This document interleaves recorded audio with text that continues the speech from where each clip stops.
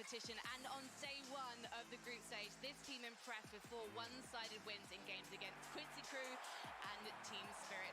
One of their games lasted more than 30 minutes, but the rest of them were absolute barnstormers. And this Chinese squad has never once looked in jeopardy since arriving in Bucharest, Romania. So as they walk up the steps to their player booth, they're going to be getting very comfortable indeed, because they expect to be playing in it quite a few times over the next few days.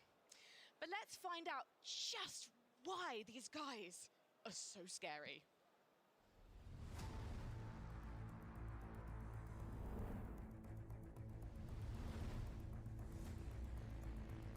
AA Blast is actually coming inside a pit.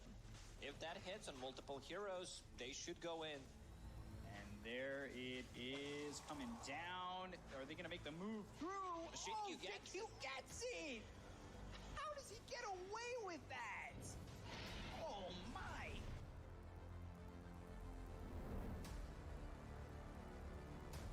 They could actually just commit for the roast with the Wukongs. They're going to try it. Balance this out. Mars, pretty goddamn tanky. She can lose the kick out. That's a massive play. Quifa, he loses the Wukong's command, but now with the terrorized Arme, he's in. Battle trades pop. Do they have the extra control? Quifa trying to get a little bit of distance away, but Arme, he's locked on his target. Once again, Boxy, it's such an important ultimate, but it will not matter. Arena drop, controlling Liquid. They lose them all. Buybacks forced out here, but the Atos is there. Puck down and done with Shinkyu, triple kill. An incredible fight there from the Earth Spirit. They want more blood as well, a massive fight for the Roast Pit. But Liquid, these are a lot of diebacks coming out. They're just feeding their life one after the other. But it's not getting the fight as they got themselves the buybacks coming in from Avicii. They've got the Aegis on Amit, so killing off this Void twice is going to be a problem with BKBB, Popeye, Ori. They'll go after this Void. They've got the Hex, they've got the Finger. Can they get the first life out of his hands? LSA Infest, that's going to keep Ori alive for a moment, but the time walk over on a Boyoyo, it's still not enough. Avicii in trouble. JQ with a 4-man stun. That was beautiful, coming in with the Scatter Blast. All of it. JQ's dead. Ame trying to rip him up as they get the kill on the DY. That's 2 years in without a buyback. They've got the Red Goods on a Boyoyo. Peeking out around him. The kill out of the light stealer. They should be able to take this game and eat the series at 1. What a play by that Snapfire. Put everything on the line with that shard, just stuns them all. Yeah, a quad stun from a Scatter Blast. I've not seen that before. That's amazing. And then a sick cookie full out as well. I kind of assume that he needs an early blink with the puck, but no, he's actually going to sustain items with the mech. They're going to try and catch him out here, but very smart TP by him. Oh, actually, he Winter's Curse a creep, which was barely in range of the mag to Shinkyu. You goddamn genius. That was amazing. That was such a good play from Shinkyu. I was just about to say, this Magnus just made the play of the game. He got his team back into it because they wasted Exo, they wasted DK for him. But Shinkyu, he just completely changes the state of the game.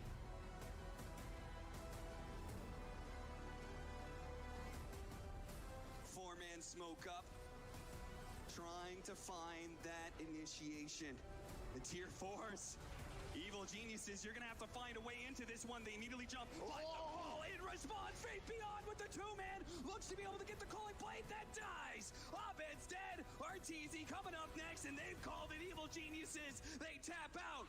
PSG LGD, a clean ass 3-0 sweep. Without a doubt, the best team in the world right now.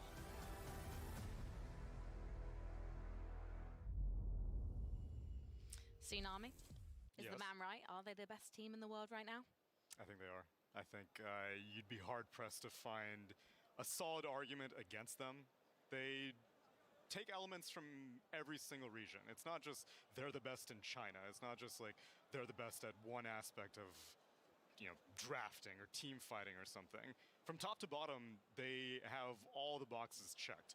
And the only shortcoming I would have thought is that maybe, you know, when it comes to TI pressure, Ame is the most familiar, Xiaowei, Xiaoba behind him, obviously. But the rest of it, I think, as storied of an organization as LGD is, some of the players may be a little bit more unfamiliar, but after seeing them at the Animajor, plowing through all the way, beating evil geniuses, I think that they're the best team in the world, but they'll still lose to Secret because that's what my prediction says. Well, I'm going to quote Aoi right to his face. You once said, Ari, that they're the least stereotypical Chinese team playstyle-wise since Wings gaming. So I want you to explain to me what you mean and if you still stand by that.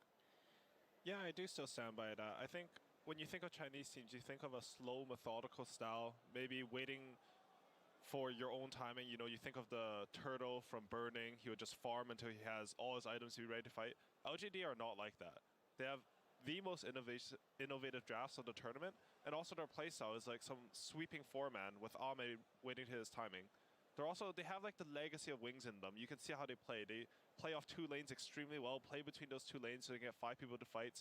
They set up for towers extremely well to the point where, I mean, they've also just been winning, so it's a bit of a skewed statistic. But I think they have the slowest towers being taken. Like, no one kills their towers early. And, yeah, no, they're just, it's as Tsunami said, they're just everything right now. I think it makes sense, too, that they have a little bit of every region because they're literally famous in China for their insane work ethic, and we saw it at the Animajor as well, where like the camera guys were like walking behind just doing like cool camera shots of the teams, and like these guys are winning and just in the replay like huddled around together talking about like what they did wrong while winning decisively. I mean, that is insane. Yeah, I remember I was at a summit where Wings won, and they just won the tournament. And Y and Faith Beyond were watching the replay immediately after they won the entire tournament. It was the same at the Animajor. Like, I feel like they would win a match, and Jiawei would actually yell at them. Like, Fiction was like, why? You're too far up. You guys only won 40 kills to 2. It was a stop in 16 minutes. It should have been 15. It's like, it feels stereotypical to say just because, like, I feel like every year, the best teams just get better. And it makes sense. It's like every single year it's more competitive. We got DPC this year. But, like, this team seems like they could be the greatest team of all time, and they're just looking to prove it at TI, basically. Can we talk about Xinkyu as well? Because he has such an interesting story. He originally was a substitute for Faith Bian, and then he moved to position 4 from 3 when Mr. FB came back. And we can actually kind of see the legacy of that in game, because sometimes we see farm priority swapping between the off-lane roles between position 3 and 4. And sometimes we see him even playing core heroes in that support role, Jenkins. Yeah, and Liquid's another team that does that a lot. Of course, would be great if Insania could speak to that, but he's not here this morning. But maybe he wouldn't, because it's But anyway, some of the best teams do that. I think over the years, as time has progressed, the role system that existed in Dota, which was very like rigid and structured before, has kind of broken down, and you see it in like even OpenAI, like the literal like robots that are like optimizing the game 100% in terms of like farming efficiency and stuff. They had the gyrocopter carry going and warding and stuff like that, because when a computer looks at it, it's like, well, yeah, this is the best thing to be happening at this period of time. And so the best teams are realizing that, like, okay, maybe the 4 position should be warding here. Maybe the 4 position is actually better with farm because it sets up for the 3 position to get more farm later. And it's a lot more complicated to figure that out, but as time progresses, we have a lot more stats on things. We've got all of these replays that we can look at. We've got DPC. We can see every region. There's Dota being played at all points. So I think it's just a natural thing as time progresses, and it doesn't surprise me that the team that we're arguing is like the best in the world does this a lot, where they're swapping roles constantly. And Tsunami, this is a team that likes to play their matches and fight extremely fast. I mean, I said earlier, only one of their group stage matches went over 30 minutes. Oh, yeah. And you know what? We've seen that trip some of the teams up here. We've seen teams also going, okay, right, game number 3, we're going to have to take this slow. For LGD, is that their potential only Achilles heel, or actually is it one of their strengths? It would be, if you hadn't been paying attention to Dota and you saw the average match lengths for both these teams, T1 is on the highest end right now, along with Fnatic, which are both Southeast Asian teams, and the Chinese teams are among the fastest. And for the longest time, there has been this paradigm where it's like, oh, Chinese Dota, very farm heavy. They just sit back and get last hits, get Medusa really farmed. That's not the case anymore. And it's also part of the reason why I think it is still just the tip of the iceberg for LGD, because they're winning fast, but it's not necessarily fast strategies. They're just good at the game, and they're getting everything that they need, that they're like, okay, let's just finish now. We don't have to, we checked all the boxes, let's just wrap this thing up. Whereas T1, historically, throughout their DPC, at least with Season 2, once they had this solid roster, has been more patient and more choreographed, where they're like, okay, we can sit back. It's so funny too, because it's totally the opposite of like the crazy, you know, SEA pubs, like stereotype running around killing people. They're very patient, and I do think that they like fighting, and I do think that they fight a lot. But they're methodical about how they fight. I remember during ESL, when we were watching VP and T1, two teams who are absolutely incredible at team fighting, we were sitting there watching and being like, man, this is like a dance that's happening. Because they'd be in and out, they'd be moving together. You know, there'd be some smoke wraparound. A Doom would press Doom on like the two targets that we are all looking, and it's like, hypothetically, these are the best two targets to go on. T1 would hit those two targets perfectly. It's like, how do they make this happen in every single game? And this, to me, is why you can never count T1 out, because they're so on the same page when it comes to team fighting. But you were asking if it was an Achilles heel for LGD. Not against T1, because every single time these two teams have faced off, it has gone LGD's way. It went LGD's way in the group stage of Singapore. It went LGD's way in the winner's bracket final of the Arena Major. It went LGD's way in Dota Pit, and that was with a stand-in, and it went LGD's way in ESL Fall. So every single time these teams have faced up against each other, LGD has T1's number. Well, we've got a little bit of time to talk about T1. Hopefully the draft is going to be ready soon. Don't worry, T1 fans. We will be talking about them later on as well, because, of course, this is a best-of-3 series. But, Aoi, you've described T1's playstyle as long-range poke plus saves. Explain yourself, please. Yeah, I think it's a lot to say about what Tsunami and Jenkins said. They like to play team fights very patiently. So what I saw at T1 is they would always have all these long-range spells. You poke your enemies, and then you'd have saves, because if your enemy keeps constantly poking you with long-range spells, you have to choose to commit on them. And then because you have saves to back that up, you can turn them committing on you into a really good team fight. I think the best example is at the Arena Major, they would play a lot of like Viper, Winter Wyvern, Nyx, and they just have these combos that are really hard to play against. I think this tournament, like Wyvern, he has a super high win rate, but he's not the same hero. Same for Nyx. They found it with like some CM, some Treants, and I feel like they're back to their old form, because they looked a little bit lost after those heroes got nerfed. I mean, they still had really good results, but not the same T1 we saw at Arena Major and that one ESL summer. Not like, third place, first place T1. Yeah. I think they're back this tournament. Like, I think they've won their last 8 matches, maybe 10 matches. I don't even know. They had like a rough start. They lost to some very good teams, and then they just steamrolled the rest of the group and made it into upper bracket. So let's talk a bit also about the setup of T1 as well, because it's slightly different to LGD. I hope you'll agree with me, Tsunami, so I get to feel clever about myself for once. I absolutely 100%. Thank you. Well, I'll try and explain what I mean. Cuckoo, their captain, he's a position 3. That's quite rare. Normally it's a support who will be playing in that captain role and kind of calling the shots. I know people get to make their own decisions in this particular game, but he also is kind of selfish in terms of his farm priority. Yeah, and I think inherently that comes from being a captain, that you have to...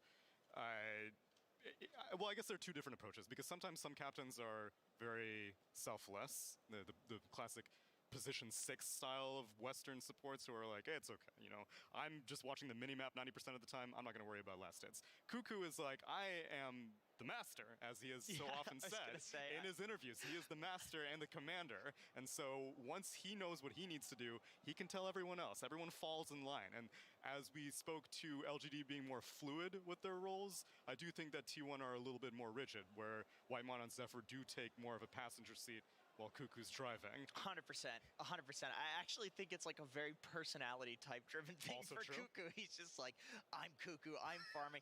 And I also think with Whitemon and Zephyr on your team, there's a lot of space for that to happen. The game versus Thunder Predator, where Whitemon and Zephyr, they were Shadow Shaman with 2 levels in Ether Shock, so he's not really able to kill creeps that quickly. And then Undying, who's one of the worst creep killers in the game.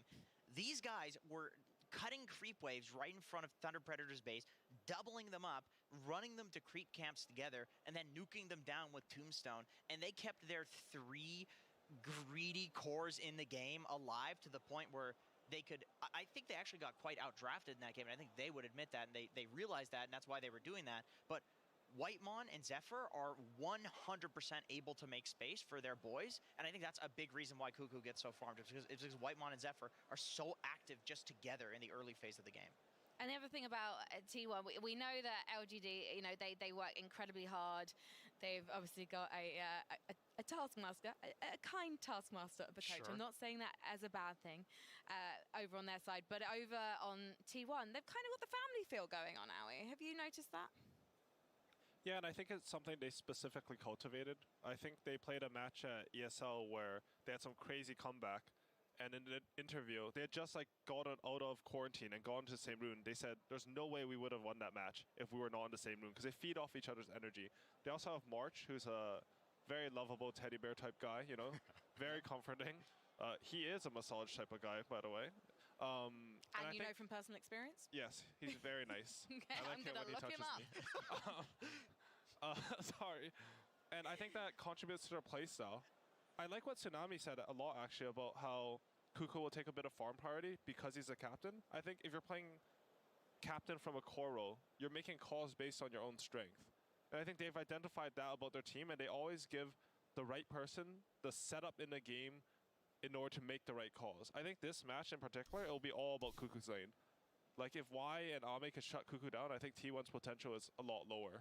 Also because I think 23 Savage and Carl have been quite autopilot, and I mean that in a good way throughout this group stage. Carl, to me, has taken the crown, and not just because of his team's position as the best Southeast Asian mid. And for me, it was always a close contention between Abed, obviously, Armel, and then Yopaj recently emerged to me as a strong contender after Neon's run in Singapore. But Carl just, like, you have to put so much ban priority on him to make sure that he doesn't get comfort. And then even if you're putting him not on his Doom, for example, which no one's really playing anymore, he's still very, very consistent. So Kuku doesn't need to worry about Carl at all. And then even for 23 Savage, I think he trusts his support duo enough that he's like, that lane is fine. I just need to worry about me. The Doom is interesting because it's not something that other teams have really been able to replicate to the same degree of success. I remember, like, after Animajor, there was a lot of teams trying to pick it, and it was going horribly. It was just feeding the lanes and never really coming online like, like Carl would.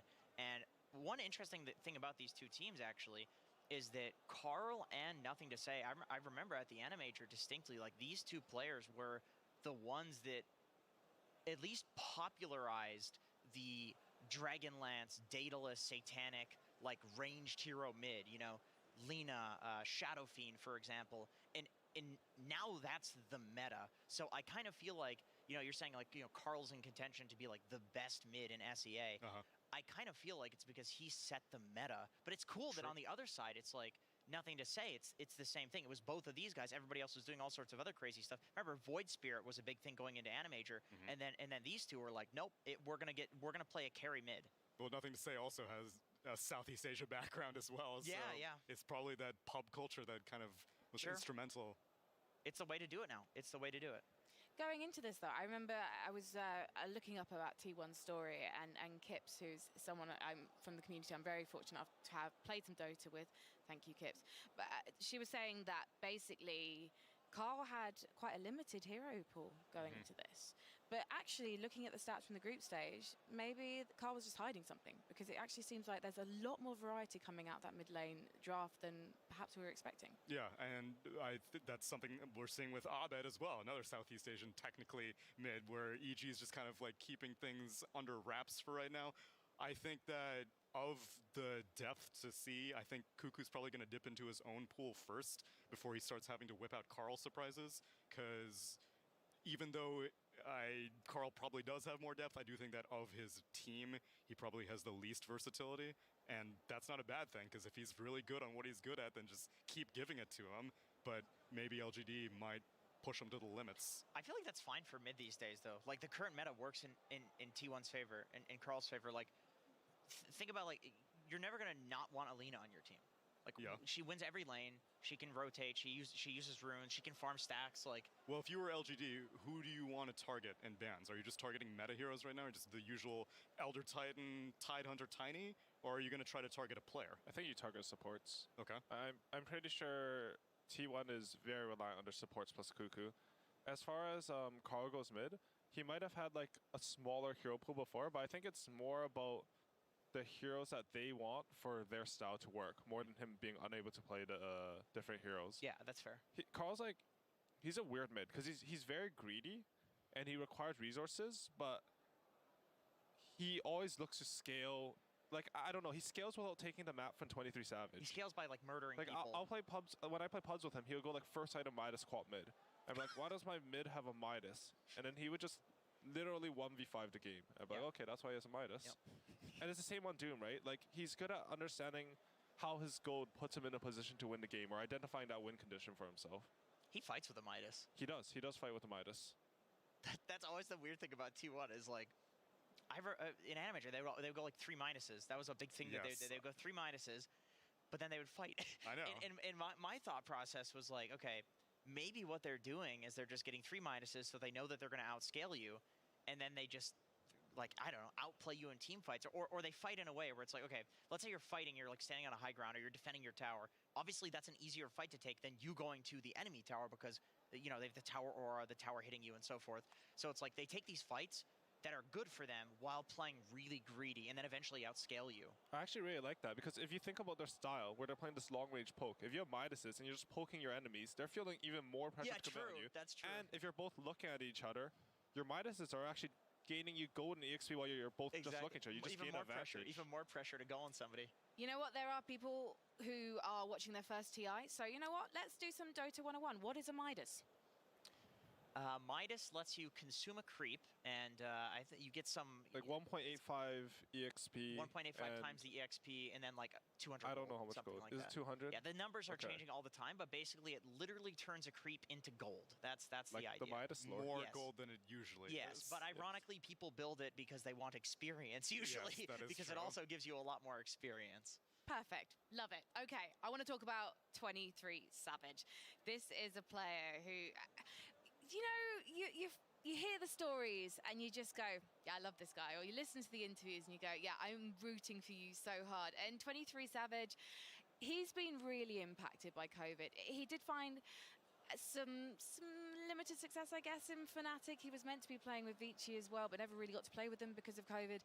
And now, we used the word family earlier, but I'm going to use it again. He's found his family in T1. And people are talking about him as a superstar carry of the future, are we? Ooh, and you know what? We're going to talk about him being a superstar after this first game, because right now we're ready to get into this match and the draft. T1 versus PSG LGD. Game 1.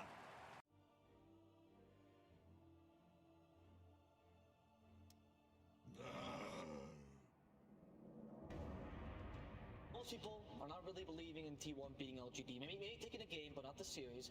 What can they do to change their minds?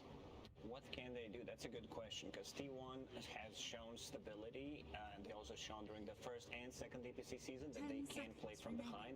As Spurt showed that, you know, PSG, LGD, they are the team that they don't lose the laning stage, so that means most of the time they will stay ahead, and T1 is really familiar to know how to come back into the game. Their support duo, Zephyr and Whitemon, throughout the season 1 and 2, mostly on the backs of Snapfire and Lion, were the ones, you know, bringing them back into the game when it was necessary, using smokes multiple times. I remember one particular game when they used 3 smokes in a row just to, you know, come back into the game.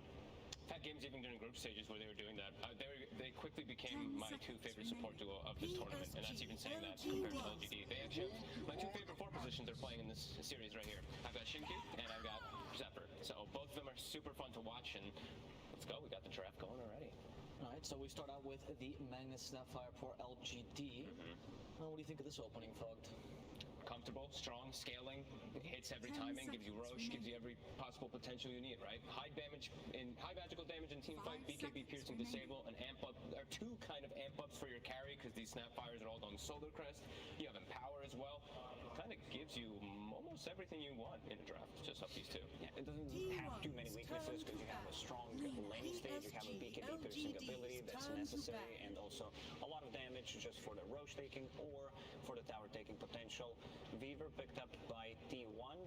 They exclusively played as a position 4, so I assume they're going to do the same thing, especially because the lockdown is a bit limited from PSG LGD. There's so far no silences, no instant stuns, unless Magnus, of course, gets a blink dagger, but that's going to take a while, and they open up with Lina as their second pick. Lina, one of the heroes from the mid lane that is not a magic damage-dealing hero anymore. She puts out a serious amount of physical damage because her talents really work well with that, and we see this new hybrid build, Boots of Travel, straight into BKB for sustain, keep using your mana to have 3 fiery soul stacks, and then go for a damage item, either like a Shadow Blade or a Crystallis, and she's also one of the better Silver Edge carriers. Do you think that'll be enough to deter the Magnus away from mid? Because I know PSG LGD, they run it in both, right? Like Nothing to Say and Faith Beyond will play it, so maybe not right away that they'll just switch it, but maybe that Lina's one, like, we're just going to put it out there so you have to move the Magnus away, kind of switch your hand a bit. And hey, ET makes it unpicked, unbanned for one of the first series I feel like I'm seeing so far, at least in the first 5-6 picks. Could we still see it here? Yeah, always want to see it. No, we absolutely can see it too because it fits PSG LGD perfectly. Like they've got Snapfire for Q, they can run it as a 5 position. T1 can still pick it up as a 5 position. I think Lina is. We always talk about mixed damage carries. Lina is one of those that is kind of mixed damage, so it does thrive off of ET as well. PSG LGD banning out some comfort heroes for T1. Yep. They played Train Protector a couple of times. They love to have a lot of sustain for the poke damage that our panel talked about, and Doom, of course. Carl Doom has been amazing throughout both seasons, throughout the majors, because this guy just knows how to hit the timings perfectly. Sometimes, if he feels like it, handle Midas is necessary. You know, if it's needed to get a straight hood into a BKB, I saw that a couple of times from him, so no surprise that PSG LGD decided to ban it out. I think they also always set themselves up to have the best possible late game as well. They'll have this super dominant early game that they can win, but then you look at the draft and as it scales and it goes on and on and on, you're like, LGD will eventually win this game. So I feel like when you ban these type of heroes, you're setting yourself up that we will have the stronger draft in the late game. And I see Spectre ban too, and that's even more so that they're going to have this crazy type of scaling. But I like the Treant ban, not just because of comfort, but also versus like Empowered and versus like little Shredder that we've seen used so much. The armor is very useful. So that's a really cool pickup. Really cool ban at least. Dragonite will give them that tower damage, gives them that power target, and also like instant initiation that I talked about that they didn't have any against Weaver. Just feels like very limited damage output so far from T1 against the Dragonite. All these are strength heroes. PSG LGD's Crystal Maiden. Legion Commander picked up, so that means the spell mechanic, you're trying to find a way to amplify your carry, and it's exactly what Legion Commander does. Yeah, it's a good way to save always versus the Magnus if you're in position. The CM, they go for it. Again, I saw them pick it a couple times, you know, they really liked it with the tree, but most of the time I picked the CM, it's because they were lacking some type of like a brute, you know, some type of like hard disable versus an Ember Spirit or somebody that just is elusive carry. This one's a little different, but they really like the hero. Is there any use for the Arcane Aura here that you see? Fantastic. Yeah, absolutely. All three are great. I mean, CM Aura is always. I don't think anybody's been like, man, what a bad CM Aura. Sure, but you pick it up on like a pistol back and you go, oh wow, this is a combo, right? You usually like mana. Is there anything here you're like, I can abuse this Arcane Aura? Yeah, for Lina especially. In this game, she consumes so much mana. Lina is one of the heroes that I don't think she moves from a lane to lane unless she's full mana. She just prefers to stay, farm the small camp, push out the wave so that you can't gank her, and she's always sitting at like 10-15% of mana. So this time around, we might see Lina do a bit more. You know, she relies heavily on picking up the runes, so we're gonna see some movements. We were one of the better heroes to control the runes for, because we can get easily from the lane to the top rune possibly, and Bane, this hero has been amazing. Fog, I mean, you and me talk a lot about the Bane, but yeah, go ahead. We were just waiting at group stages. I think me and you were like, where the hell is Bane? Like, what's going on? Why is no one picking it? Now we get to the main event. We get to like everybody's picking it. It's amazing. I think this hero was extremely undervalued in the group stages. I think even in Feeble, every single thing about this hero is insane now. BKB piercing, disable, all you could list off a million things. Nobody can fight toe to toe with you. And versus Legion Commander Duel, wha-bam! You get that Nightmare off. You completely counteract it unless you are sure. You know, press the attack first and whatnot. Sure, there's some other things that can go on, but always a great save mechanic. I'm worried about team fight on T1, I gotta be honest, a little bit in comparison. PSG LGD. So what can they do to mitigate it? Is there any care that you think that was bringing enough team fight here to cover this weakness, or should they just concentrate on their strengths and try to push hard that way? I think they should concentrate on fast-paced kind of draft, just not really looking to play these cooldowns, but I'm not sure what the 23 hero is at the moment yet for that. Turn to ban. They ban out Medusa, makes a lot of sense. His comfort hero, and also relatively strong laner. A couple of ways to buff him up, and it's not a good illusion type of a game, I would say. PL is out of this game. You're playing into Magnus, into Dragonite, too much splash, too much AoE damage, but I'm also worried. You said there is no team fight. There's a lot of single target abilities on T1, and they don't have that much burst damage. Lina provides you with some. She can play with the Legion Commander, but I'm a bit afraid this double, I'll call it a budget save with Cookie and the Nightmare could cause a lot of issues for T1. I'm always worried when they don't have great reach to get into the back as well. When I see like a Bane and I don't see you having the greatest ways to actually stop the Fiend's Grip, I'm always concerned. Like right now, who's going to have to commit into the back line to stop that? Legion Commander has to either be in position to press the attack, save the person, or Lina has to commit herself to get that Sun. Like, it's just really difficult for them to actually get to this Bane that's gonna have position to get Fiend's Grip in a lot of fights. T1 is in a tough position where you are picking your carry without knowing the matchup, and also you're playing into two piercing magic immune abilities. You have RP and Bane, so you're never going to feel super safe playing into a fight. Benny of the Bloodseeker too. So what, is Weaver going to be carry then? Would that give him the fast pace that you were talking about, and you could pick up some team fight as well here, maybe with the 4 position? I guess it could. I'm a little worried because they do have that DK hard, hard stun. Bane's animations are so fast now versus a hero like Weaver. It can be really difficult to play around. But like if he gets an early Lincolns, that could be something that can protect him. That's something I've seen a couple players do now. Sure, there's a lot of different instances that Bane can cancel it, but they're not worried though. They saw that and they still ban out another carry. It's just Lark. Yeah, that makes sense too. When the Bloodseeker's banned out, that's the other one that doesn't want to play versus Bloodseeker at all.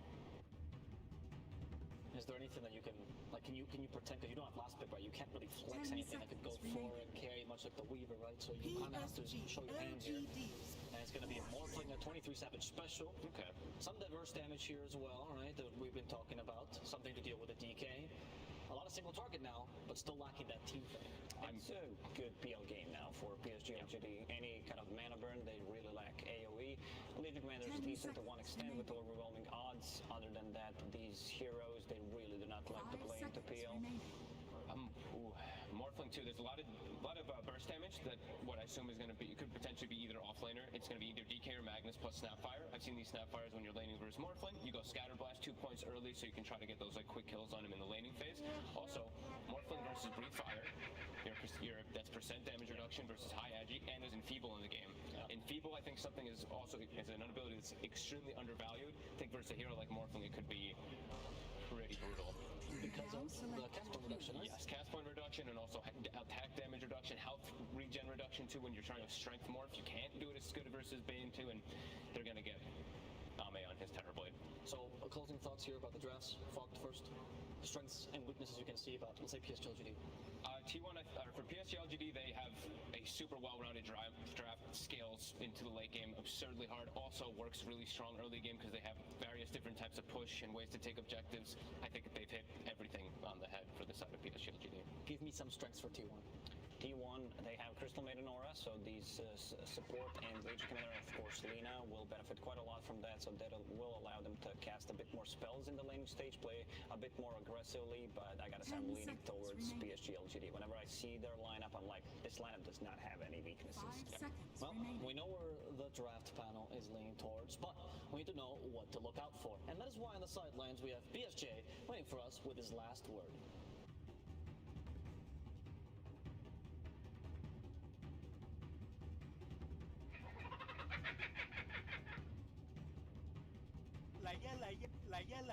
Lấy tảo rồi nha.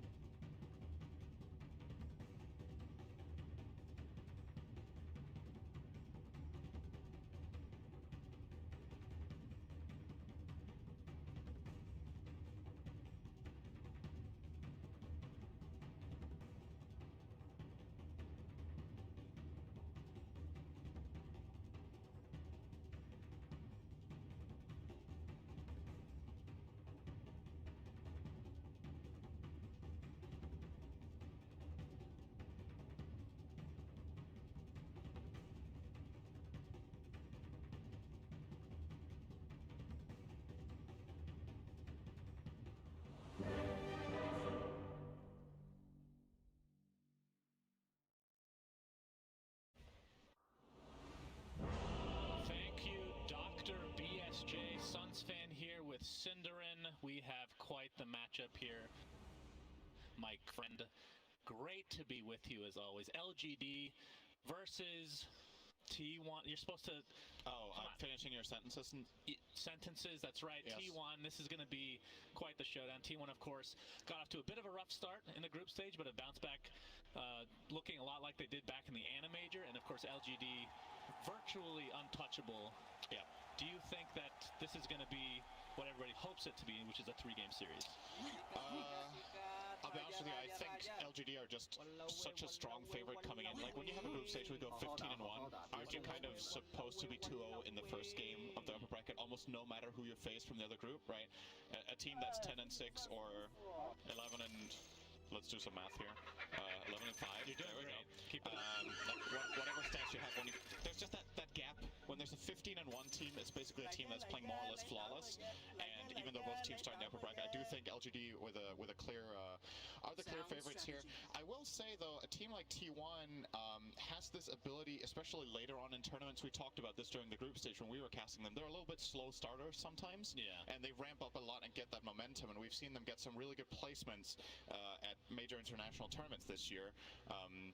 I could definitely see them take a game or even the series, but you need to play 100% today to beat this team. LGD just have been looking incredible. The one game they dropped was against Team Secret, and look how they played yesterday against OG. Yep. That was no joke. Absolutely rolled them, especially in game number 2. So it's very, very telling.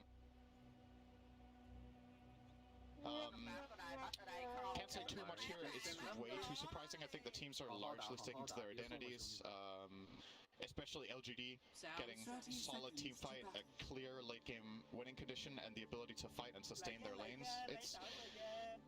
It's kind of, if you want to break down Dota in a simple way, there's like 3 things you want your compositions to have right. It's laning prowess, it's some sort of catch and way to start fights, and some sort of way of ending the game. And then, okay, maybe let's say 4, you also want to be able to take Roche, right? Right. And it feels like they have everything. The biggest weakness is probably the ability to take Roche, but you still have at least the Snapfire, Little Shredder, plus Terrorblade with Empower. So you can get it done. Yep, that's very true.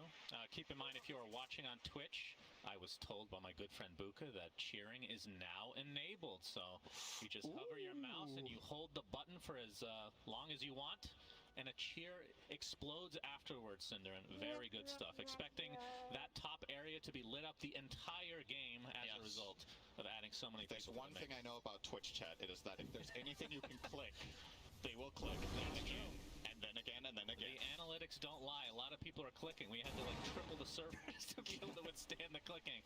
But nothing to say. We'll be mid on the Davian, aka Dragon Knight, versus Carl's Lina. This is kind of I want to say a bit of an old school match. We don't see Dragon Knight as often mid anymore, but what are your thoughts on this going forward for the laning stage? It seemed like a specific response pick, right? I would think this is a lane that Lina does well in, especially after the nerfs to Dragon Blood. I think Dragon Knight fared better if you go back. Did you catch what's that? that now? That nerf was like 2 months ago or whatever. But specifically because LGD picked it into the Lina like this, I would imagine they do feel like this is one of the better matchups. Obviously, Lina kind of doesn't lose to anyone mid. Yeah. So it's about, okay, what hero can we get that fits our game plan that also doesn't suffer too hard? And I think Dragon Knight is one of the heroes that does better, but would still expect just theoretically Carl to come out on top in this lane. But we'll see. It definitely has a better ability to flash farm and whatnot, but the issue with that is if you go to the jungle, then Dragon Knight could do considerable amount of damage to the tower. But we've been seeing a lot of that into the off lane or the safe lane, like basically not mid. The DK will just transition to another lane as well. So we'll see what they choose to do this time for PSG LGD. Got to cast a few games of T1, but mostly our cast of T1. Nightmare bottom. Nightmare actually be in trouble here. The reflection is there with the right clicks with that metamorphosis. He gets off his swarm, press the attack, does give him a little bit extra HP, and will live as a result. But T1, good to see them kind of bouncing back after that first day of group stage, because a lot of high hopes for them, especially in the SCA region. They played out of their minds at the Anna Major, but it felt like after that, they were kind of a hit or a miss. They weren't as consistent as we were hoping. Of course, part of that could be the fact that they qualified for TI and whatnot, but good to see that they bounce back here. But again, they are against the juggernaut of this, and not just their group, but the entire TI right now in PSG LGD. Yeah. I'm trying to think back the last couple of years of TI where it has felt like there's been that clear of a favorite after the groups. I'm not sure if that was the case. LGD won one year, but they didn't win. Yeah, third place, I believe. We're going to see a skewer here from Faith Beyond. Whitemon in quite a bit of trouble. I think he's resigned to his own death here, but Jinq might get right-clicked down by 23 Savage as well. Looks like it'll end up being likely a trade of sorts as Faith Beyond just needs a couple more right-clicks with that shockwave. So 1 for 1, but first blood is the way of T1. Yeah, goes to the Crystal Maiden. He's going to grab the boots and maybe a little bit extra regen here, heading back into lane to help out 23 Savage. So yeah, a nice little head start for them up in the top lane. I think overall, still though, Magnus is thriving. This is a very good lane matchup for Magnus. At least in the beginning, Magnus just has overwhelming damage. Even when Morph is pretty far into the agility, he just hits so hard with the Quelling Blade plus Empower bonus. Aw, they might kill Savage here almost. GQ, They're going to turn this around. And GQ, waveform, couple more right clicks. Down he goes again. Uncharacteristic. I could see what he was going for there. Thought he had the burst, but then the punish is just so easy for T1 there. That's very, very good news for them in that top lane. The kill going to 23 Savage as well will almost equalize him with the Magnus now. And nothing to say in the mid lane is 20-7 in terms of CS. On the other side, 17-2 for Carl. So, nothing to say, doing really well. I mean, I may just be wrong about the matchup. I don't know. Nothing to say is a god. Right? I think Carl's laning on Lina in general has been really good though. So, I haven't watched the lane super closely this game, but just in general across the games he has played Lina, he generally does what he's supposed to do. So perhaps LGD have found a hero here in this patch that can win against Lina and Dragon. Yeah, there's going to be considerable amount of damage from nothing to say. There's no real rotations coming in, so I don't think a kill is able to happen as Carl. Oh, missing that LSA could have almost killed him. He needed one more hit and then Soul Ring into Breathe Fire. There is a Fairy Fire on Carl, but yeah, nothing to say. Is honestly kind of bullying the Lina. I can't believe I'm saying that. Not something you see every day.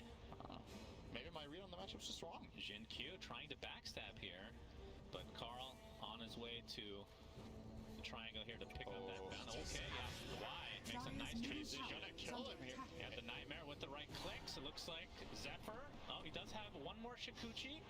Why misclick Gonna find his way close to Jinq. Just does not see him thanks to the fog, so gets off the Hell Salve, but I think Y did attack ground and hit the Weaver bug once instead of the Weaver there. Needed that one extra attack, so that failed. That failed attack will send Weaver back to base instead of the Grave. It's still good, obviously, and this mid pressure is mounting very quickly. Yeah, just the forced out just allows the Dragon Form to apply all that pressure that we kind of talked about to that tower. So already at half HP, and Carl. I mean, he's losing mid, but not by an astronomical amount by any means, but the fact that it's even that point is crazy, considering it's a DK versus Lina. He's going to connect. Cuckoo, he's done. So PSG LGD evens it up in terms of the kills, but you can see there's still a 1k net worth lead for them. I mean, you say you're not losing by an astronomical amount, but you're a lane dominator and you're 500 gold behind minute 6. This feels like a big loss to me. Is that astronomical though? So, I don't know. The universe is very big. Yes. So you're probably right. It's just a. I just want to mention that Twitch chat is starting to fail a bit. The top is not glowing as much as I would like. Could you please correct that? Thank you. Really appreciate that. We see the top net worth right now is Ame on this terribly. How is this game looking for him in terms of like a theory crafting, just as a TB game overall? I'd say it's pretty damn good. The one hero you picked into that. Oh, hang on. Yeah. Mid lane. Dragon Form. Y in the vicinity. Swarm comes out as well, but a nice LSA. Carl uses ult and nothing to say will drop as a result. And Y taking some right clicks as well. So double kill for Carl. Nice rotations from T1 overall. Jinq gonna get caught by the Frostbite. This could be a triple kill for Carl. Nice move. Talk about a bounce back for T1. Really good rotation, bringing in both supports from two separate sides and just connecting all of the spells there, getting the vision down as well. Pre-play in that mid lane. Very good. They bring Carl back into the game in a big way. He's actually ahead of Dragon Knight now. Can you believe it took a triple kill to get 50 net worth ahead? But not you know, bad. at least you got there. As far as the Terribly goes, I think it's a very good game for TB. The primary concern you have here is probably the Morphling E-Blade, which has been traditionally a counter pick actually to Terrorblade. Yeah.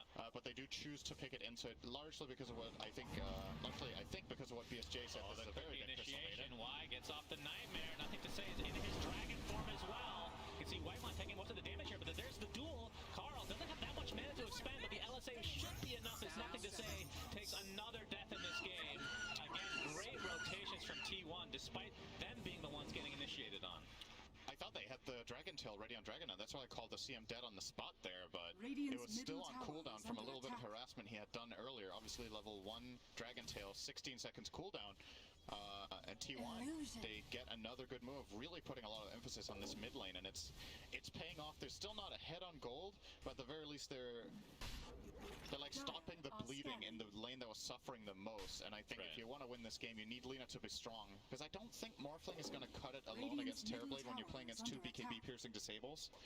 That has got to be a concern for 23 Savage. You need to play around Fiend's Grip as well as RP. You can take off one of them with press the attack theoretically. Alright, don't get ahead of yourselves, cheers. It was just a little bit of harass on the morning this time. It's fine. I was like, oh, what's happening top? Oh, it's Little Shredder. Good effort. That was a good effort cheer, no doubt. We have plenty of room for those for sure. So, as you can see, Ame's still at top of the net worths right now. Carl working on the Boots of Travel as 23 Savage now in the jungle. Whitemon, Nightmare. Might be shown here, the Nightmare Frostbite exchange. 23 Savage. Whitemon will fall first, and 23 Savage did turn into that Snapfire, but he's in a 1v3 situation. Gets skewered to the other side, still has waveform. Will be going into the cover of the arms of Carl, who gets off Laguna Blade, but no resulting kill here. Very, very big one there on Y. Not sure how many charges he had, but is under attack. We need a replay in SFM of that double cookie exchange. How that did was one great. of them get stunned but not the other? I don't know. Why? He's going to be spotted here, but we'll get the Nightmare off with a couple more right clicks. He doesn't really have anybody that near him, but it is just a support Weaver, of course. Avoids the swarm. He has dust. And if Zephyr is feeling cute here and trying to take the bounty, he could find himself dead, but... Well, Zinkyu. Limitless greed. Zephyr just being a very annoying presence. Is nothing to say. Almost has his tower dead to rights. And the question is, will they get the deny? Likely yes. And that's going to go CM deny. Yeah, if I were a betting man, I would have lost a lot of money on that one. And, I don't think Crystal Maiden gets many denies in a tournament in general, including creeps. But. So Faith Beyond is going to be playing, as you can see, the Magnus here. Magnus TB combo. What are your thoughts on that going forward? Terrorblade has pretty high base damage in Metamorphosis, so he makes for a pretty good empower target. You might not think about it conceptually as a melee hero, which, a lot of the time Terrorblade is in melee form farming. Yeah. Doesn't really need empower as much as other carries do, since he has illusion farm. He just blood pushes waves while farming jungle with his main, for example. But it still adds up. It gives you that little extra efficiency, and especially in Metamorphosis, the damage increase can make a very big difference. I was theory crafting that plus the shard for Terrorblade would be really good, but we haven't seen that yet, sadly. So Demon Zeal has been, I think I've seen it a couple of games in the tournament, but I don't think they've bought it. Basically, it just allows you to stay in your melee form for a lot longer and not really lose out on much. There's nothing to say in the triangle now. He is going for the Blink Dagger first, so nothing to say. Typically, we're used to seeing him as like the mobility type heroes, burst damage. DK is obviously not quite that, but he's more the initiator and building destroyer, as it were. See how that fares to them here. So, so far, obviously, off to a very good start with this 2K net worth lead. Yeah. PSG LGD are just being super efficient, right? Like you're 3 kills behind, you got the triple kill mid for Lina, but the fact of the matter is they still end up losing their mid tower around minute 10. Yeah. And both Terrorblade and Magnus are having more or less a free game, especially Ame is completely untouched with all of the emphasis they had to put on nothing to say in mid. Ame has 10 CS per minute right now. Well, I think one of the reasons LGD is so good is because of their general flexibility. Like, nothing to say. I just talked about how different of a role that is, technically speaking. And, we're going to see the stop it. The Centaur hopping out. Very unlucky. And that's going to be a kill going the way of Ame again. 3v1. Yeah. That Centaur has some other agendas on the mind, no doubt. Yep. But we might see some action in this top lane. Nothing to say. I mean, Dragon Knight's not really one of those heroes that's going to take up that much space farming, so that leaves Faith Beyond to get really big. There's the stun into the RP. Do they have enough damage to take out the Morphling? Yes, indeed they do. And T1 absolutely getting crushed right now. 3K net worth lead. Nightmare. Do they have the vision? Yep. The time lapse in place just for the HP, but double kill goes the way of Jin Q. And a tier 1 tower to fall as well. But talk about getting value out of a rune. He got 3 kills set up with that invis plus the tower, and one of them is that big Morphling on the enemy side. So huge here from PSG LGD. And T1 do get the tier 1 mid, so they get some sort of a trade at least. Oh, Carl? What you doing, buddy? Is a dagger on the way, I think, for Dragon Knight, but will be a little bit too late. So Carl gets out of there. Very dangerous position to find himself in. Going for the standard Lina build here with travels into BKB. Like I talked about before, the concerns for Morph, they're kind of shared here with Lina, right? You get BKB, which you feel like you have to against some of this control of the Radiant side, including like Dragon Tail. But you're still susceptible to RP as well as Grip, so you can't. In some games, you could get this BKB on Lina and you feel like bottom tower Superman, for a while in these fights. It's just not going to be the case. You still need to keep your cool and maintain really strong positioning. Radiant structures are fortified. So, good news for T1 though, Cuckoo is about to get the dagger. Well, bad news is that PSG LGD now have 2 daggers to work with. Yep. So expect them to ramp As it always, even focus more. on the negatives. Thank you. Well, that you could look at it as a positive for LGD. Why does that have to be a negative, Cinder? That's actually very true. Technically true, and technically is the best type of true. That is, I love it. Whoever said that is a genius. Yep. That's probably me then. Yeah. Ame working on, looks like he has a Falcon Blade Yasha, so Scotty looks to be next. Is there any reason to, I mean, is he skipping the Manta for now and just get it later? Actually, he probably has, maybe he is finishing Manta now with just the recipe to go. I think he's just gonna skip it. I think he gets Yasha as the value item here for farming speed, and you can. I don't think there's not much to dispel, so. Yeah, exactly. There's not much to dispel. There's frostbite, but you're gonna play around that. Oh, nothing to say. Spots the smoke, blinks in, gets the initiation. It's just Whitemon. So at the very least for T1, that's a silver lining. Yeah, I need to get the hell out of there. Triangle going to get dewarded now. Yeah. They are pinging that there should be a ward there. None of them have a sentry, though. So, they have one on nothing to say. Yeah. On the Dragon Knight, checking both supports. But that was something they were talking about in the panel as well, right? That these players, LGD are pretty creative about how they distribute their wards. And that time around, I believe Nothing to Say gets it.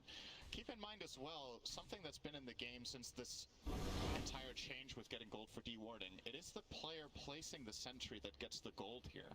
And that's true. That obviously means if you're in a commanding position and you make a team move, you can funnel extra gold into your cores by letting them deward instead of having supports do it.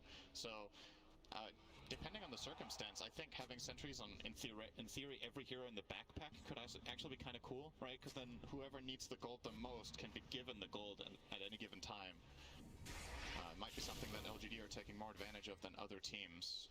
Yeah, that's definitely one of those changes that I mean, that was of note for that patch, but taking full advantage of it. Sorry, I said the person that placed the ward, I meant the person who buys the ward. Right? Cinder, everybody knows what you're saying is correct, okay? Yes. Even if what you say isn't. But like, imagine this. Imagine in the game, every player buys one sentry, right? Yeah. You buy a sentry and you bring it with you, and then whenever you make a move, you can choose who gets the goal. It's kind of... It's like very... It's a very, very detailed play, so to say, but when you're on LGD's level and you min-max basically everything, you could see why they would do something like that. I do think it was his own sentry, right? It does display that Nothing to Say got the gold at least, so I do think he bought it. 4K net worth lead now for LGD, and you have to think that's just going to increase thanks to this Empower being placed constantly on Ame with that TP, allowing him to just take Ancients without having a meta. Carl, at the very least, we'll get this tier 2 bot. So it does have a BKB. That's what tier 1 travel right now. That's the first tower. That is the first tower? Yeah. What did I just say? Tier 2. But he probably said tier 2 because it was the second tower of the game. Second tier 1 tower, Cinder. Let's get a cheer for Cinderin for correcting me. Really appreciate that. Let's get cheers in the chat. Appreciate that.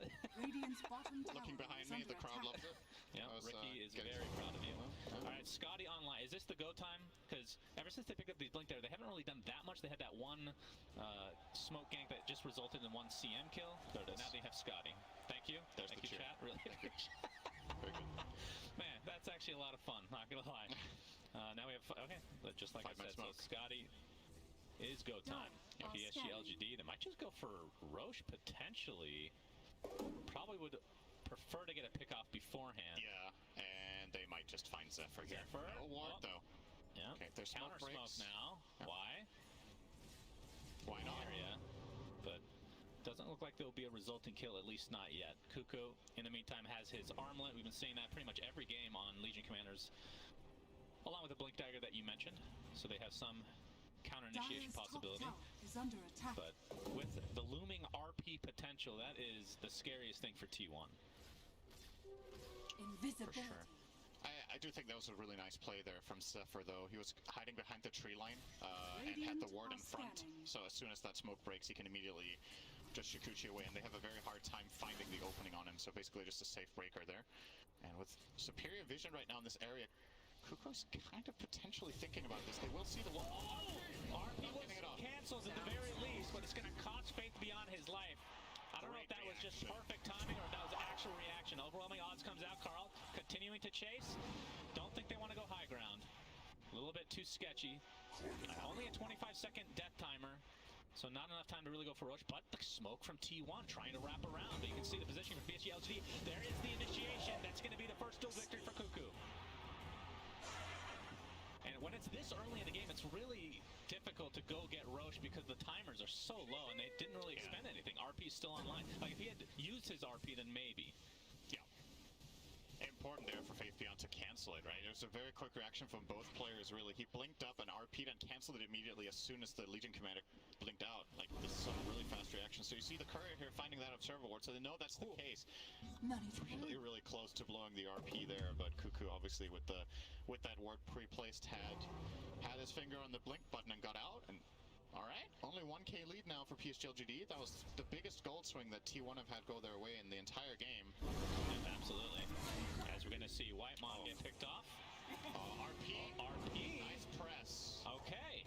Well, that didn't result in much. And here's the duel onto the Dragon Knight by Whitemon, but it looks like the damage is going to go the way of the Dragon instead. It will be a trade of lives, though.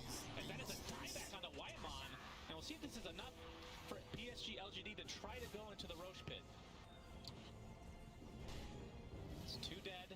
So you know when you buy back and die again, the timer gets added on top? Yeah. I wonder how many extra death seconds he got out of this, because he was alive for like a good 1 second after teleporting in. Yeah, so that was that's a long time. A net loss, trying to overtake Puppy's record of time spent dead at TI here. Whitemon. Wow. Well, his is more out of quantity than anything. That's true. He's got a lot of ways to go. I mean, I'm sure you can compete with that despite only playing in a couple TIs, right? That's a good joke, Sunspin TV. You. Right, appreciate that, Cinder. Yep. Let's get a cheer for that joke in chat, please. Really.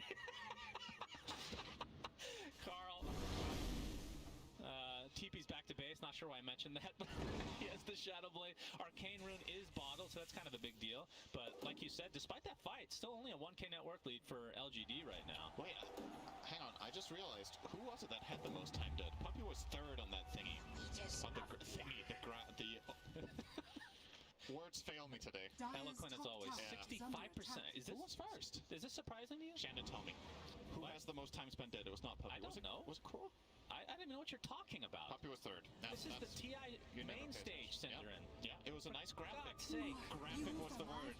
It came to me in a dire moment of need here. What do I think about the win expectancy being 2-1? You're going to have to hold that thought. We got a duel coming in. All right. And Cuckoo gets some more damage. Oh, okay. That's a random centaur from the Helm of the Dominator from Mr. Magnet. They're going to go for this. They know there's no RP. Yeah. It's another 10 seconds, though, so it's coming in a bit close. Oh, we got the War Toss. Whitemon dead again. Just racking up these deaths, but Cuckoo and company. E-Blade's not going to be enough to take out Faith Beyond. He's going to have RP now. Zephyr taking quite a bit of damage, but will back up to safety, and I think T1, you can see the Mortimer's Kisses. This is definitely going to force them back. And the Dragon Knight initiates onto Cuckoo, has to press the attack himself. Looks like he will be able to walk away safely, though. This is is looking like a potential PSG LGD Roche. 5 seconds on Metamorphosis. And they're smoking. They have RP, and they do have a really good ward here. Gets Dragon Tail, but there's the press the attack save. 23 Savage able to blow up wide. Does have buyback though. There's the skewer back into the Laguna play. They're not going to be able to get the kill, but it's going to be a trade either way. Magnus not able to get off his RP. Pretty big deal, but a big cookie from Jin Q.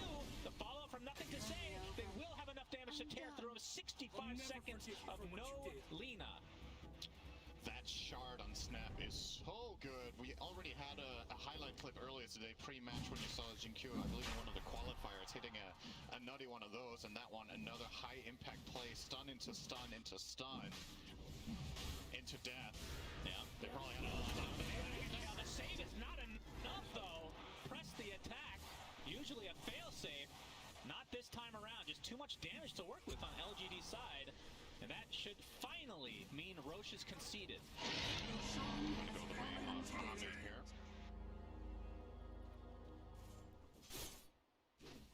Working his way now toward a BKB. Just wants that safety against primarily the E-Blade, you would imagine, but also against the Lina Light Striker raid. It's a real feels good item. Also helps a little bit against Crystal Maiden, who, you know, CM has this reputation of just falling off, right? I thought you were going to say dying a lot. Yeah, well, she has a lot of reputation. That's a part of it.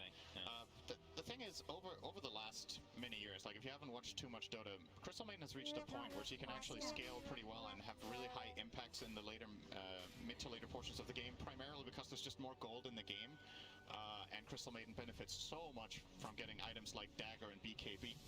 It sounds like a lot, but it happens more frequently than you'd think. In this game, though, Whitemon is at the bottom of the food chain. Yes. This is looking like a patch from like 2 years ago, maybe. Yeah, he is very, very poor, and it just means you're food. Like, he dies to literally 3 attacks from Terrorblade. If he gets caught by anything, he's just gone. So Whitemon, there's a lot of pressure on him to stay very, very far back, get in a good position, and more than likely just accepting that Freezing Field is going to be exceptionally difficult to use here. Oh, you do have press the attack shards, Cinderin. That's true. To give you a brief moment of magic immunity. 1.75 seconds of ulti there. Very good. He could actually still like you said, to terribly. Either way, they have 2 BKB piercing stuns. If you get one of those on the Maiden, you're probably happy though. Yeah, that's a good point. We have triangulation from Nothing to Say. Dragon Tail, Faith Beyond, skewers back into the fray. An easy pickoff for LGD again. Still holding that Aegis for another 3 minutes. We'll see what they can do with this Dragon form. We'll likely go for the tier 2 top. Yeah. Queuing up his own BKB as well. Seems like LGD are trying to hit a timing here with double BKB on Terrorblade as well as the Dragon Knight. Obviously Terrorblade gets it a little bit earlier. Yeah. But that is going to be a really big problem from T1. From a damage perspective, if your Lina is pressured in the fight so she has to run away, I don't think you can kill anyone in BKB. This Morphling build is not good against BKB. You have Lincolns as well as E-Blade. There's none of that like strong right click, just like a Butterfly or a Daedalus. Nothing of that kind. LGD are just going to go for it. Go high ground. 25 minutes, you have Aegis, you have all your cooldowns. Yeah, why not? Target is still online. There's the Metamorphosis, and the tower is going to fall very, very quickly. Base is burning. Hello. Yeah. Hello. No fortification available either. They're actually just giving this lane up because Cuckoo's dead. They can't defend. Yeah. Can't blame them. Still 2 minutes on that Aegis. So like you said, it will be a completely free set of racks for LGD, who now sport an 8K network lead. Carl. Just so clean, right? They see that they have enough time for this. They grab exactly what they can, get out, and lose nothing. Yeah. That was even with Dragon Form expiring about 2 seconds into the push, but they're just so confident. Oh, he gets the Nightmare off. That's the Aether Lens. Look at that ridiculous range. Of course, has featured if they really need it, but it doesn't look like it'll come to be. Press the attack. They're actually going to expend RP. This is a really important kill. Finally taken out. Does take quite a bit, but nice catch there by Y. Yeah, that was a little bit of miscommunication on LGD's part. They end up using both RP as well as grip through that skewer, but I don't know if T1 realized, so perhaps they're still going to be scared of the grip. I think Y canceled it very, very quickly. Under attack. Yeah, that's a big pick on Carl and LGD, just straight down mid. Still a minute to burn.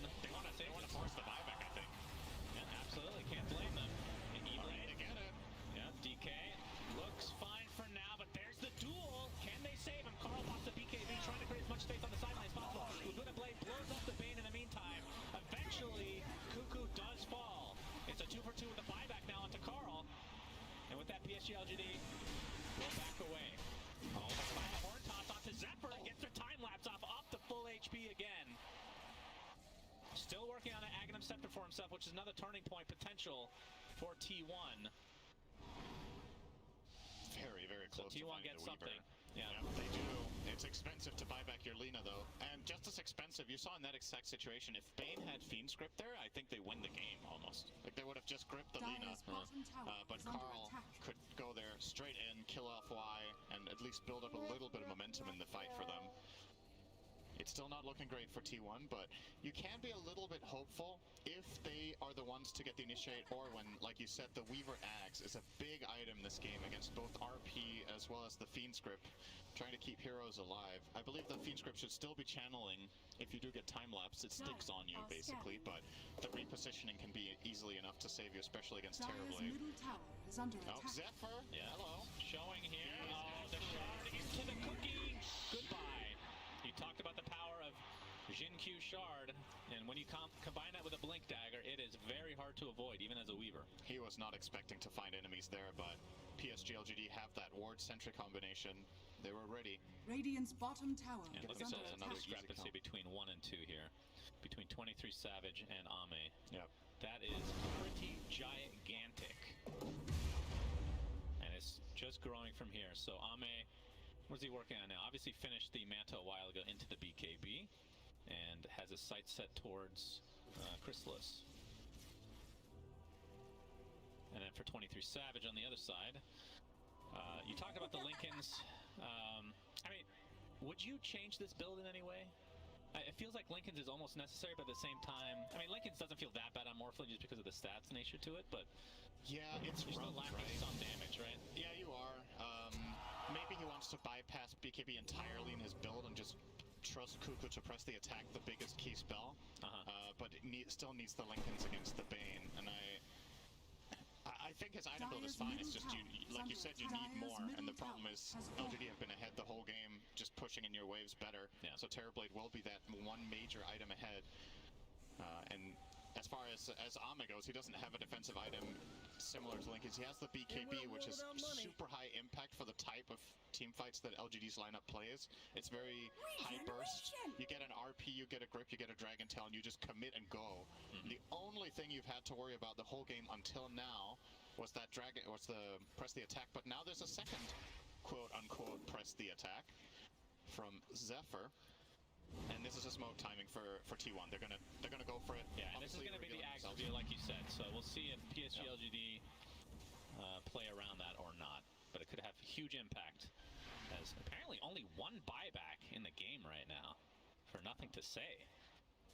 Yeah, he also has a gem, and he's holding a very strong high ground position. Jin-Q. Oh, yeah, he spots him Glimmer out. Cape into Blink. Dire's bottom tower is under attack. Yeah, they thought that somebody was high ground, but they didn't know he was invisible as well, as Ame is going to show bot lane. And it looks like this tier 2 will fall as a result. Just masterfully done from LGD, right? They avoid the smoke play, they get the stronger position, and they get a tower. So effectively, T1 smoke to lose there. Usually, the worst case scenario when you smoke, if you don't find a fight, is that the enemy team hides, but you gain some ground. You didn't even gain ground, you actually lost it. Into the jungle, LGD goes. It's not an insurmountable lead for T1 to try to come back from. Cool. Oh, that was felt like a longer TP. Not sure where he ended up, but it was just in the fountain. Maybe not. Cutting it close there. Still working on his BKB. The second Roche is available. Who gets the shards? I was gonna. You said it first. I mean, Faith Beyond already has his, right? So you do a really good Sunspan impersonation. Did you know that? Oh boy, that's an insult. I'm pretty sure. Yeah, it is. Maybe you get the Demon Zeal. I'm not sure actually. This game. You could go for the Dragon Wealth. Okay. I actually think they're gonna give him the Zeal. Yep, there it is. Yep. You will consume it.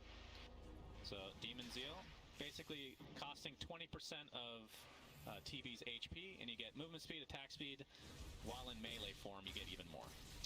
It's a double up. Yeah.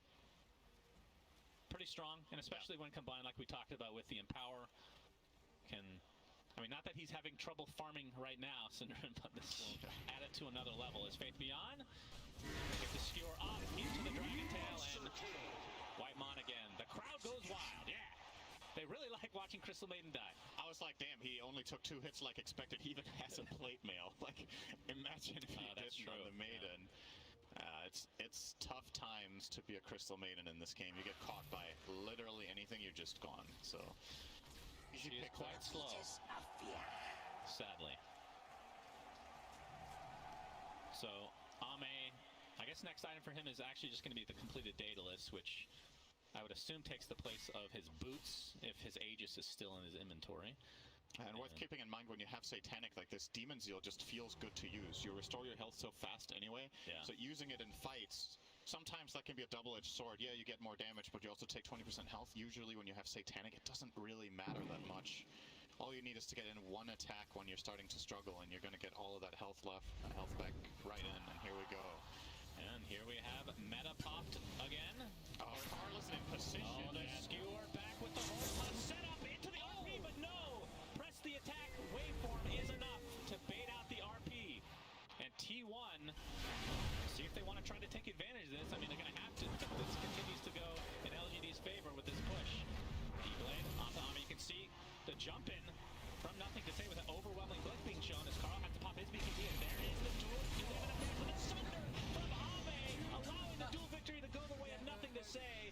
He's just going to walk that one off, but 23 Savage carries that one hard. That is just too much damage to withstand. And Carl jumps in. This is going to be the beginning of the end, I do believe, although 2 buybacks come up for T1. And the Metamorphosis is running out, but again, he has Demon Seal to work with. Bane's going to take a tumble. Whitemon drops to the deck as well, 1 for 1. Laguna Blade, I'm not getting extremely low. That's just the Aegis, though. Carl completely out of mana. Nothing to say, is still alive through all this some way, somehow. They're just going to play all the pressure to the racks here. This will be a dieback onto Carl.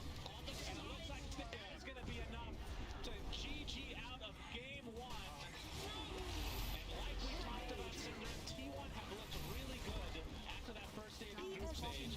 But LGD are just on another level of everyone so far. Just game 1, though. Do you know what LGD stands for, Sensfan? What's that? Looking good, dominating.